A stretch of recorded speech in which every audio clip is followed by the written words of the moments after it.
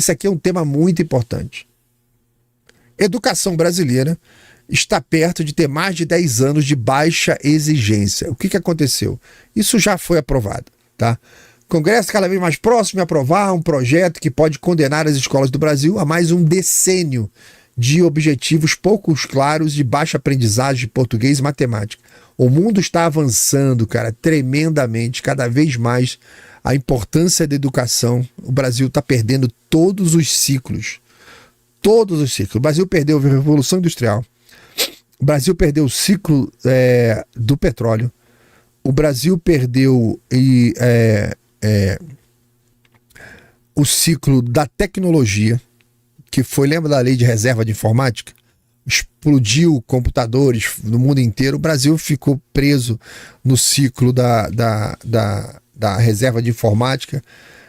Nós perdemos todo o ciclo de desenvolvimento de software, da explosão da internet, né? Tudo sempre com regulações.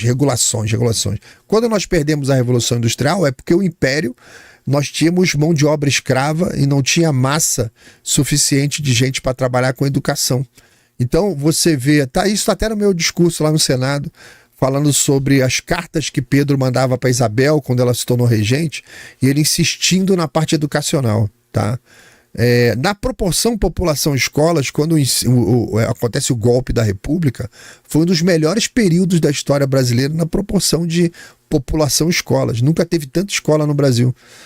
Então, a gente já tinha tomado uma porrada ali umas décadas atrás, quando o Pombal retirou os jesuítas do Brasil, que era quem liderava a educação brasileira.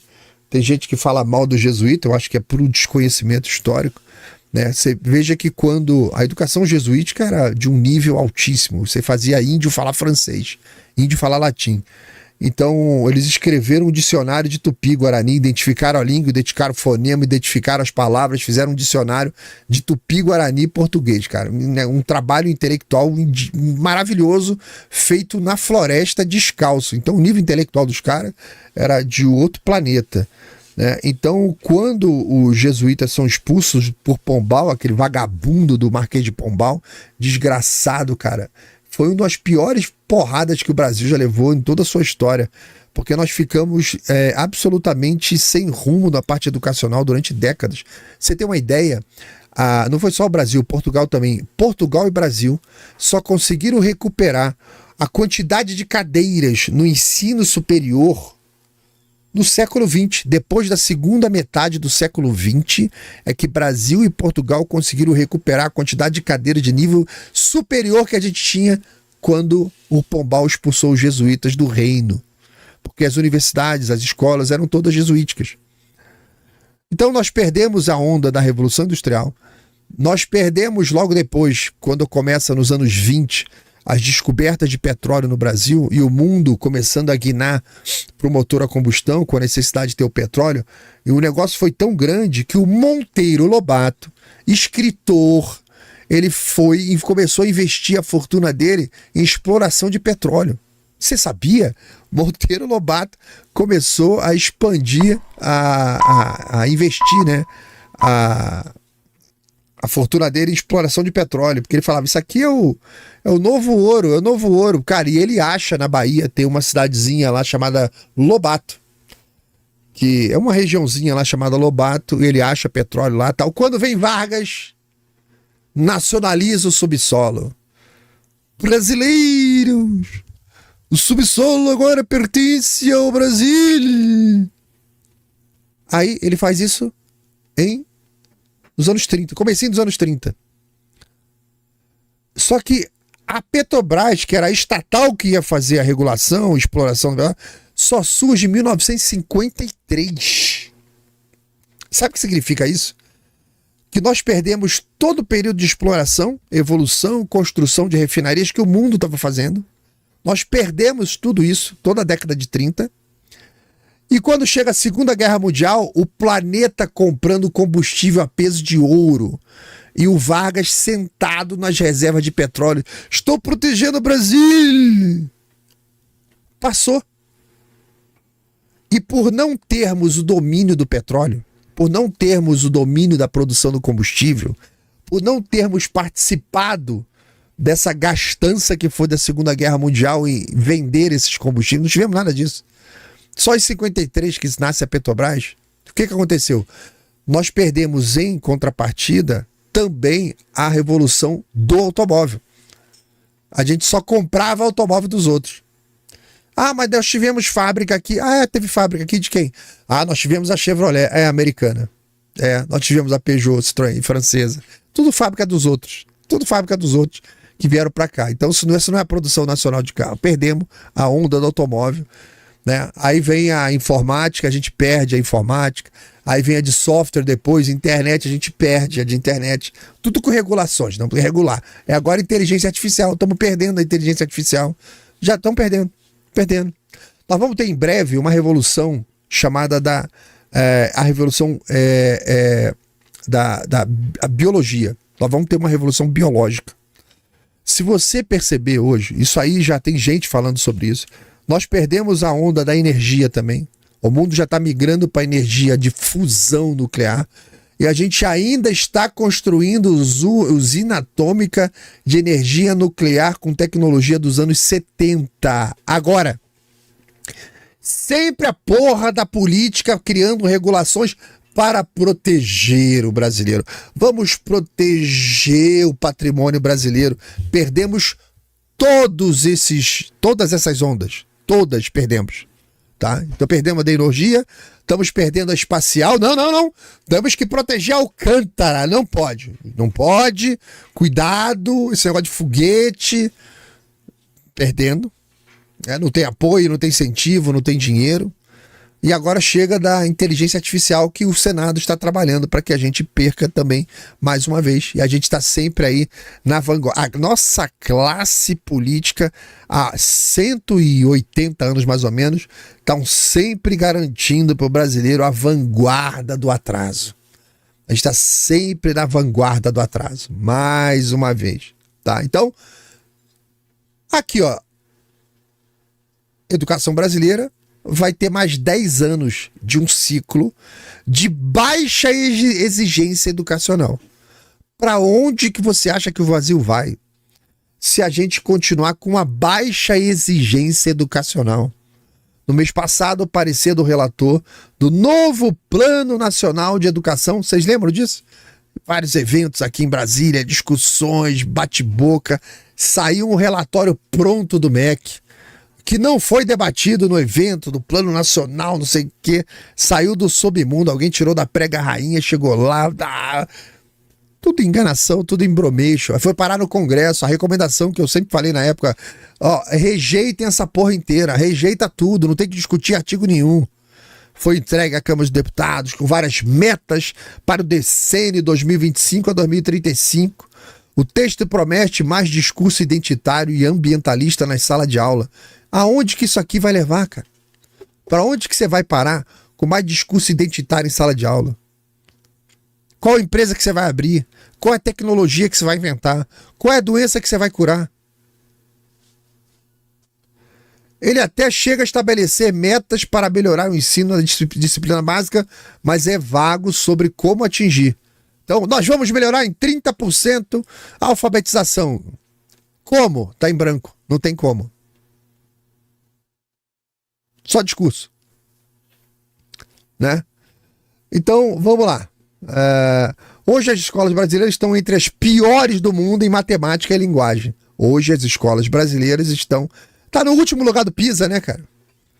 Na verdade, a última vez estava em penúltimo lugar do PISA. Penúltimo lugar na competição entre todos os outros países. Penúltimo lugar. Isso é absolutamente incompatível com o tamanho da riqueza do país.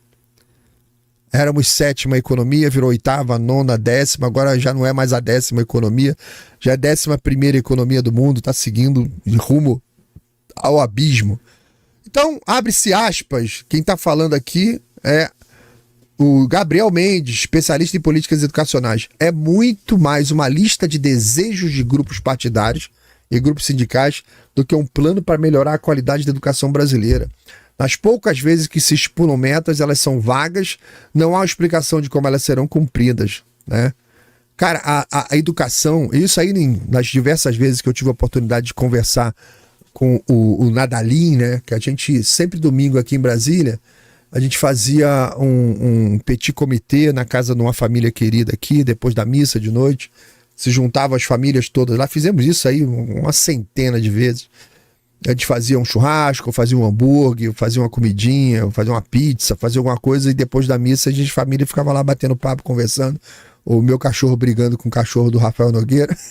A maconha brigando. Dava pra brigar enquanto aquela, como é que é o nome da raça do cachorro dele? Parece um lobo. Enquanto era pequenininha. Depois eu tive que segurar, porque teve um dia que a maconha levou uma dentada lá. E ela veio chorando pra cima de mim. Ai, ai, ai, ai. Eu falei, tá vendo? Foi se meter lá. É o Husky. Né? Então a gente ficava batendo papo lá. E o Nadalim explicava. Fez isso diversas vezes lá. Sobre as questões educacionais, como é que é o certo, como é que se faz, como é que é o desenvolvimento da criança, né? Como é que é a melhor maneira de se fazer, o que o mundo já descobriu, o que a Finlândia estava fazendo, o que o Nuno Crato fez em Portugal, não sei o que. Cara, é uma ciência altamente complexa. A ciência educacional é muito complexa. O Olavo falava do Euler Feuerstein, que foi lá de Israel, que o cara conseguia alfabetizar autista. Ele falou, uma das melhores pedagogias do mundo é israelense. Israel não pode se dar ao luxo de nenhuma única geração pode ficar sem educação, senão colapsa o Estado. Você perde. Então ele não tem esse luxo. Então a pedagogia lá é científica e o negócio é altamente especializado, né? Então, aqui no Brasil não, Paulo Freire. Então, a medida mais concreta prevista no PNE para melhorar o ensino de português e matemática é a aplicação de avaliações obrigatórias e censitárias.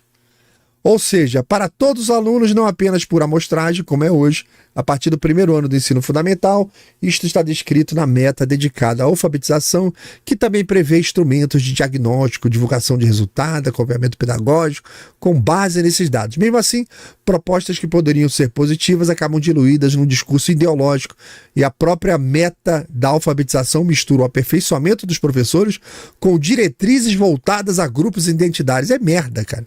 O texto orienta que a formação docente tenha foco em turmas heterogêneas, multisseriadas, inclusivas e contextos territoriais, sociais, socioambientais e culturais diversificados, com atenção especial a crianças quilombolas, indígenas do campo, migrantes das águas. Migrante das águas? Que porra é essa? Avatar, maluco? O pessoal virar de Pandora? O que são os migrantes das águas e das florestas? Eu já tenho indígena aqui. E aí, quem é o migrante da floresta que não é indígena? Vai ter aula para tatu bola, mano. Com isso, o foco na eficácia da alfabetização perde centralidade, se torna apenas mais um entre muitos objetivos. Para Cineide Gonçalves, pós-doutora em estudos linguísticos, as metas para a língua portuguesa são mais ideológicas do que técnicas. Abre aspas.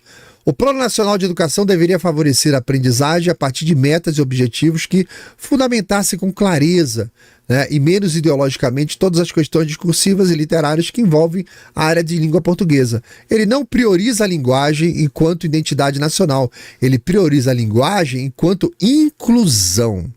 Isso é um problema para os próximos 10 anos. Ah, meu Deus do céu, cara, que coisa difícil, cara. A nossa esquerda, o nosso centrão, eles estão aí trabalhando, cara.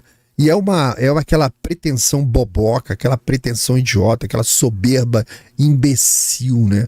Você junta um monte de retardado, né? Gente que não tem experiência na área, não sabe de porra nenhuma, não tem nenhuma referência internacional. Tipo, o planeta inteiro tá todo errado. Só tá certo aqui o pessoal do Brasil, o planeta tá todo errado. A gente tira o último lugar do PISA, praticamente, e você não quer copiar nada do exterior, quer continuar fazendo o que você estava fazendo antes. Então, essa matéria mostra que o Brasil está prestes a completar mais 10 anos seguidos, reduzindo o nível de exigência na educação, tá? Que o que eles estão fazendo é isso, reduzir o nível de exigência na educação, especialmente no ensino básico. Vai dar certo? Vai dar certo? Não vai dar certo. Eles querem fazer provas mais fáceis, aprovação quase automática, currículo cada vez mais flexível, criando um sistema que evita a reprovação, mas também evita o aprendizado real. Essa é a realidade desse plano nacional. Até porque nenhum plano nacional nunca funcionou. Falou plano nacional, você já sai correndo, se esconde debaixo da mesa. Então, o resultado disso é um resultado já conhecido há décadas. Nada muda. Tá? Os alunos avançam de série sem dominar a leitura, avançam de série sem dominar a escrita, sem dominar a matemática básica, enquanto o discurso oficial fica comemorando o acesso, a inclusão, ignorando o colapso da qualidade das crianças quando termina o ciclo educacional. Então, aí chega depois o que desse ciclo? As avaliações internacionais. Quando chega aquelas avaliações internacionais que fogem dessas enganações que são feitas internamente sai as estatísticas dizendo que está tudo uma maravilha, né? Aí quando sai a avaliação internacional, mostra que a estagnação, né, a queda ali da parte educacional é gritante. Os professores relatam pressão para aprovar as crianças sem ter condição nenhuma, tá? Os professores relatam pressão para não exigir, para não confrontar, para não reprovar. Cara, onde isso vai levar a gente? Onde isso leva o Brasil? Você soma essa incapacidade de formar a gente com a quantidade de gente que está indo embora, o que sobra? Então a reportagem, essa matéria, ela aponta que a ideia não é você formar alguém. A ideia é não frustrar o aluno. O foco mudou. Então, a política pública é a política de não frustrar o aluno. Tá? Isso gera um efeito inverso. Porque o jovem chega ao fim da escola sem nenhum preparo para o mercado de trabalho, sem nenhum preparo para a universidade, sem preparo, inclusive, para a vida adulta. Mas todo mundo com seus diplomas. Então, nós somos um país cheio de diploma vazio. Diploma que não significa nada. Tá? Então, em resumo, o Brasil trocou a exigência da coisa real por uma estatística bonita. Fez a troca. Ganhou números, perdeu o aprendizado. E aí o país caminha para fechar mais uma década inteira fingindo que ensina. Essa é a realidade. O plano, em sua forma básica, finge que ensina. Só que isso é devastador para o mercado de trabalho. Especialmente num momento terrível que a humanidade está passando, com todas as ameaças, onde o Brasil precisa de uma independência, domínio tecnológico. Não significa que ela vai ter que desenvolver tecnologias próprias, não. Você precisa ter domínio próprio. Você tem que ter gente capacitada. É muito mais importante você ter gente capacitada do que você ter um contrato de importação. Porque numa dificuldade você tem quem faça. Você tem quem faça lá. Então isso é devastador para o mercado. Eu tenho um corte de live aqui muito importante falando sobre os Paideia, né, que é o esquema antigo no Paideia, todo o esquema lá de fabricação de seres humanos no mais alto nível a partir da escola. Você não forma na escola um padeiro, um engenheiro, um marceneiro, um programador de computadores, um advogado. Você forma na escola, modelo grego antigo, os Paideia, que nada mais é do que um ser humano na sua mais plena capacidade intelectual. A profissão que ele vai escolher depois não importa, porque ele será um médico na sua plena capacidade, um físico na sua plena capacidade, ou sabe, ele vai ser um padeiro na sua plena capacidade. Então a escola não tinha que formar ninguém para o mercado de trabalho. Essa já é uma concepção errada. Não é função da escola formar alguém para o mercado de trabalho, para marcar ponto, fazer entrevista. Não, não é isso. Isso não é a função da escola. Isso não é educação, isso é ensino. São coisas diferentes. Procure um livro do padre Ivan Illich, O Mundo Sem Escolas. Fala sobre isso. Isso não é o correto. Tá? Isso não é o certo. Então, o certo seriam as escolas estarem formando seres humanos, cara, na sua plenitude. Você vê, as crianças hoje saem formadas em nada. Ela estuda lá 5, 6 anos de inglês e não fala inglês. Ela estuda matemática há 8 anos e sai de lá, mal passa da equação de segundo grau. Então ela sai de lá estudando anos e anos de português, você pega uma redação, tá cheio de erro. Tá tudo errado na escola. Tá tudo errado. Você não forma nem pro mercado de trabalho, nem com o ensino básico. Você não forma pra porra nenhuma. Só perde tempo, cumpre horário, faz chamada, faz as provas e a criança tem que fazer um curso para passar no vestibular. É o que acontece. Então, como elas saem sem saber nada, então a questão da formação dos Paul Dials está mais do que correta mesmo. É melhor sair de lá um ser humano pleno, lindo, digno, sabe, em todos os seus valores, e dali escolher a sua profissão, do que sair uma massa amorfa que depois vai escolher a sua profissão. Não dá, cara. O mundo está vivendo uma fase de avanços tecnológicos acelerados. O mundo está vivendo uma fase de automação, inteligência artificial, reindustrialização avançada, transição energética, cadeias globais altamente mais complexas, a parte de logística está avançando demais. Tudo isso exige mais qualificação, não menos, como estão entregando. Exige gente que saiba ler bem, interpretar bem, calcular bem, resolver problemas, aprender rápido, se adaptar. E a gente não tem nada disso. O Brasil faz o caminho inverso. Ao reduzir essas exigências escolares, cara, por uma década, tá condenando o país por uma década. O país está fabricando uma geração de jovens que chegam ao mercado sem uma base mínima. E não é falta de diploma, é falta de competência funcional. As empresas, elas precisam de pessoas que pensem, não pessoas que passaram de ano. Você é contratado para resolver problemas. É isso. Se alguém tiver assim uma pergunta, defina o que é um emprego. Uma função onde alguém resolve problema. Você vai resolver um problema. É só isso. Você é contratado para resolver problema. Só isso. E ao resolver problema, você dá mais tempo para o seu patrão fazer outra coisa, ou você está dentro de um processo que vai facilitar aquela etapa onde você se meteu. Motorista de ônibus. Resolver um problema. Você vai ter que pegar o ônibus e fazer esse trajeto aqui para pegar as pessoas que estão lá esperando para ser transportada do ponto A até o ponto B. Isso é resolver um problema. Eu sou advogado. A pessoa tem um processo e tal, você vai resolver problemas. Você trabalha com TI, vai resolver problemas. Você é mecânico, você vai resolver problemas. Então o emprego nada mais é do que resolução de problema. Então você tem que formar pessoas que resolvam problemas. Só que a pessoa, para resolver problema, ela precisa ter uma liberdade de pensamento, formação, de cultura. Tem que ter um monte de coisa acumulada ali para que ela possa trabalhar e resolver. Então não tem uma formulinha básica na escola, não tem.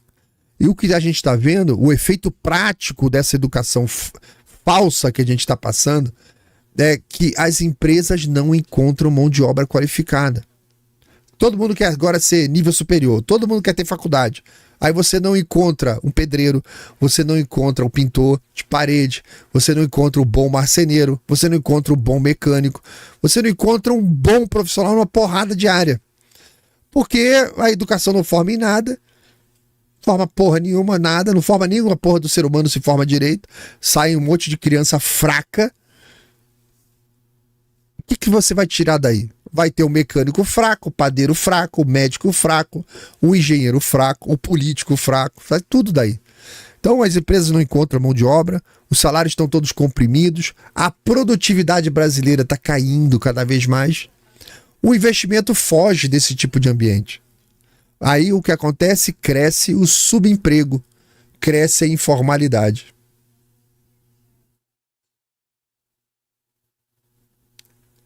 Então, o quanto o mundo vai disputando talento, o mundo disputa talento. O mundo cria condições, principalmente nos Estados Unidos, cria condição para os melhores estarem presentes para produzir. O Brasil produz o quê? Diploma frágil. Não serve para nada. Esses diplomas não viram emprego, não viram uma renda estável. Nisso vai empurrando o jovem para trabalhos precários, para dependência do Estado, para uma frustração permanente e para votar no PT. Aí você, agora entendi por que a educação tá assim. Porque você lá no final desse processo todo, você joga essa molecada toda das promessas do Estado. Então, um outro problema grave disso tudo é que esse atraso, você não consegue recuperar isso facilmente. Se você pegar lá o maior gênio da humanidade e colocar no MEC lá, Você não resolve isso. Quem sai da escola sem base carrega essa lacuna para a vida toda, cara. Para a vida toda. Você depois se reeducar custa caro, demora e muitas vezes não funciona você se reeducar. Você vai a vida inteira com aquela lacuna. Tá? Então o prejuízo ele não é só individual, é um prejuízo estrutural. Afeta o país inteiro. Eu sei que vocês que estão me ouvindo aqui, vocês sabem se você, por exemplo, você foi um bom aluno de matemática ou não. Você sabe que por não ter sido um bom aluno de matemática, talvez por não ter sido, você que está me ouvindo, você carrega essa deficiência para a sua vida inteira. Coisas mais complexas de matemática você trava. Ou coisas mais complexas da própria língua portuguesa você trava. Ou se tiver que escrever um negócio muito elaborado, você trava. Olha o sacrifício que é para o estudante brasileiro de nível superior entregar a porra de um TCC, o trabalho de conclusão do curso. O sacrifício que é, o terror que é. Eu vi isso nas faculdades que eu passei. Naquela fase final, que o cara tem que escrever 30, 40 páginas, o cara fica apavorado. Ele não tem capacidade de escrever 40 páginas de um assunto. É isso que o ensino está formando, tá? Então, mas aí no fundo tá tudo muito claro, tá? Isso é estrutural, afeta o país inteiro. Ou seja, olha como esse plano aconteceu, como isso tudo é intencional, como isso tudo é construído. É projeto de poder. Isso aqui é projeto de poder. A educação exigente forma cidadão crítico, forma um cidadão autônomo, um cidadão capaz de comparar, de questionar, de decidir com base numa evidência. Então, a educação frouxa forma dependência. Não dependência intelectual apenas, mas dependência política, dependência econômica. Isso é simbólico, cara. Um eleitor que não domina a leitura, o eleitor que não domina a lógica, interpretação de texto, não consegue confrontar uma narrativa, não consegue ler um artigo do jornal e verificar que ele está sendo enganado. Ele apenas vai reagindo a slogans e frases prontas. Então, você manter a exigência baixa educacional cria um ciclo funcional para certos grupos políticos que é muito beneficiar. O benefício para eles é tremendo para esses grupos, porque o jovem sai da escola sem qualificação real, entra em emprego precário ou cai no desemprego direto, passam a depender das políticas públicas compensatórias, ganham um título de eleitor e recebe uma política compensatória, ele vai votar em quem deu para ele a política compensatória. E assim, você vê que a escola atual forma não cidadão para o mercado de trabalho, não os Paul Dials, ele forma eleitores cativos do Estado. Eleitores cativos da esquerda. Não é inclusão social, isso é administração da pobreza. Não é democratização do ensino. É controle do futuro. Todos os países socialistas passaram pelo mesmo problema. Então, ao você substituir o mérito por uma aprovação automática, o sistema evita o conflito no curto prazo, porque ele entrega menos reprovação, ele entrega menos cobrança, menos desgaste político e vai colhendo os dividendos eleitorais no médio prazo, né? A criança está ali, reprovou em tudo, saiu, terminou o ensino médio, ganhou o título de eleitor e bingo, mais um para conta. O discurso é sempre o mesmo. Vamos exigir e vamos criar, mas cuidado, exigir é excluir. Cuidado. Se você vai avaliar com muita dureza, na verdade isso é elitista, tá? Cuidado, se você frustrar a criança, isso pode ser uma forma de violência psicológica. Tudo isso soa meio que humanitário, mas na verdade isso é uma anestesia social. O problema é que o custo aparece mais adiante, quando essa geração chega no mercado de trabalho sem ferramentas para competir no mundo tecnológico, global, altamente seletivo. A frustração vira ressentimento e o ressentimento vira massa política manipulável. O cara chega lá, vai disputar uma vaga com um garoto da escola particular, voando, não tem a menor chance. Cria o quê? Ressentimento. Então essa estratégia cria eleitores, cara. Não cria cidadão, cria dependência, não cria autonomia, cria fidelidade eleitoral e tudo passa a fazer sentido quando a gente conclui o objetivo. A criação de fidelidade eleitoral, não de prosperidade. Em termos crus, quanto menor a exigência educacional, maior a facilidade de controle político. Isso é psicologia.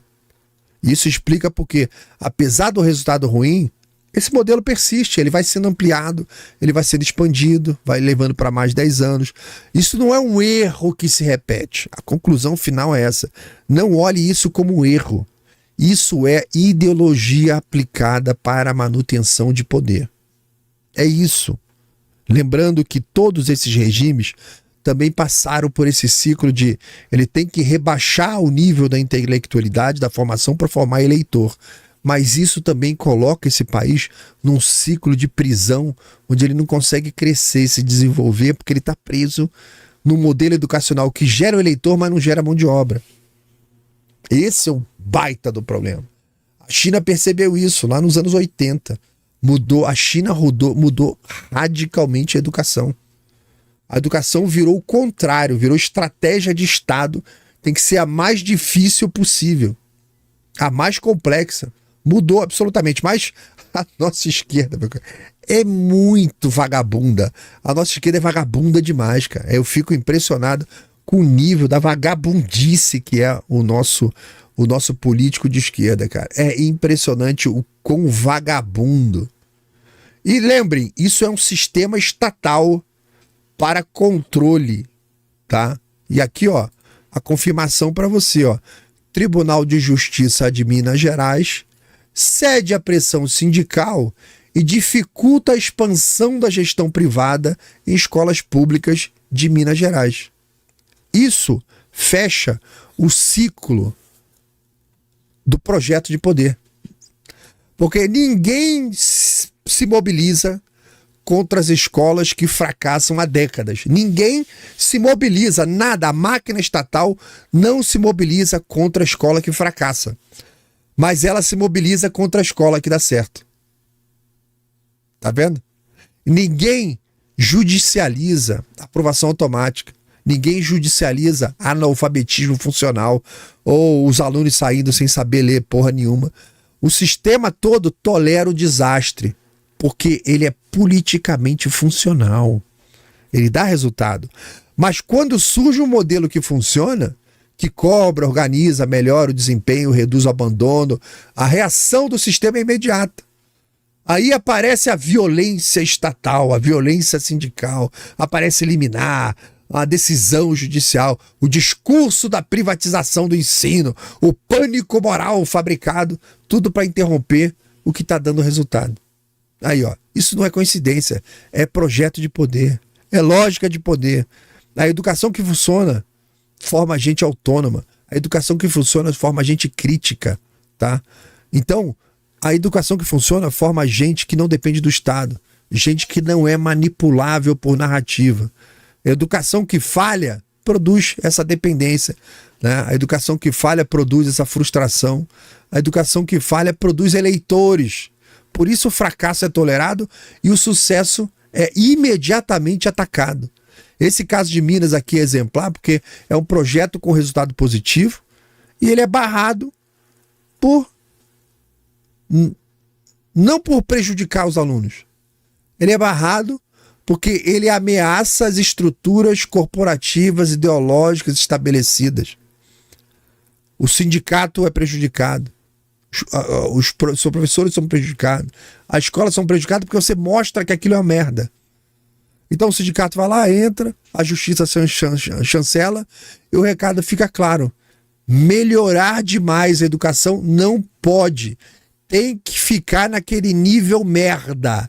Se sair do nível merda, vai ter reação do Estado. No fundo a regra é simples, no fundo a regra é cruel. Escola ruim não incomoda, porque ele mantém o jogo como está. Escola boa é alvo porque desorganiza o projeto de poder. Então, isso aqui não é defesa da educação pública. Isso aqui é defesa da ignorância do politicamente útil. isso é defesa da formação do eleitor do PT. Você não pode fazer nada que não forme, ao final de um processo, um eleitor da esquerda. Se você fizer isso, aí você vai ser atacado pelo sistema. É triste, gente, mas essa é a realidade que a gente está vivendo.